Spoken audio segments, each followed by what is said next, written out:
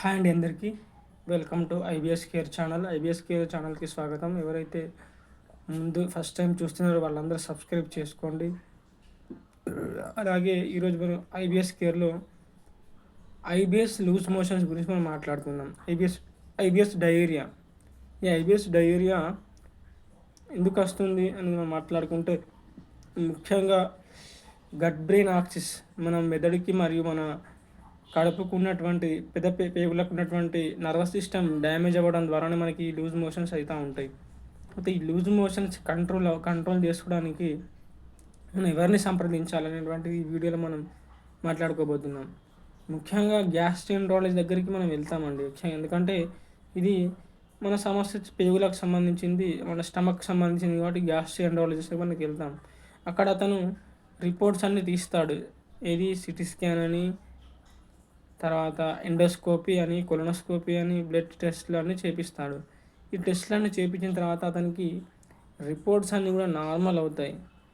Doctor అక్కడ ఇతనికి IBS అని చెప్తాడు. అంటే ఇరిటబుల్ బౌల్ సిండ్రోమ్.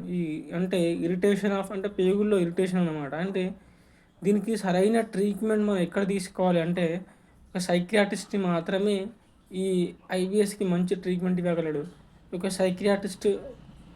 ఎందుకంటే ఇది గట్ బ్రెయిన్ యాక్సిస్, అంటే మన బ్రెయిన్కి మరియు మన గట్కి, మన కడుపుకి సంబంధించినటువంటి సమస్య కాబట్టి మీరు వెంటనే గ్యాస్ట్రోఎంట్రాలజీతో పాటు మీరు ఒకసారి సైకియాట్రిస్ట్ని కలవాలండి. సైకియాట్రిస్ట్ని కలిస్తే ఆ సైకియాట్రిస్ట్ మీకు మంచి గైడ్ చేస్తాడు.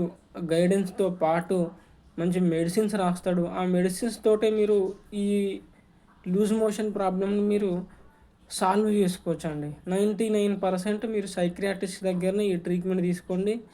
మరి ఎక్కడ కూడా మీరు ట్రీట్మెంట్ తీసుకుంటున్నా కానీ మీకు రిజల్ట్ అనేది ఉండకపోవచ్చు అండి. ఇప్పుడు ఈ ఐబిఎస్కి సంబంధించి చాలా వరకు ఏమవుతుందంటే, చాలా వరకు ఇప్పుడు రకరకాలైనటువంటి ప్రోడక్ట్స్ వచ్చేసినాయి. ప్రీబయోటిక్ అని, ప్రోబయోటిక్ అని, ఇంకోటి గట్కి సంబంధించినటువంటి కొన్ని ప్రోడక్ట్స్ రావడం, ఆయుర్వేదకు సంబంధించిన ప్రోడక్ట్స్ రావడం, తర్వాత యునానికి సంబంధించినవి, హోమియోపతికి సంబంధించినవి, ఇట్లా అనేకమైనటువంటి టాబ్లెట్స్ ఉన్నాయి. కానీ వీటి ద్వారా రిజల్ట్ అనేటువంటిది మీకు రాదండి.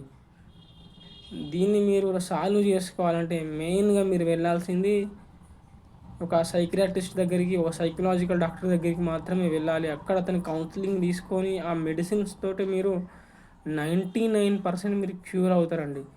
క్యూర్ అవుతారు. అది 100%, అందులో ఏమైనా డౌట్ లేదండి.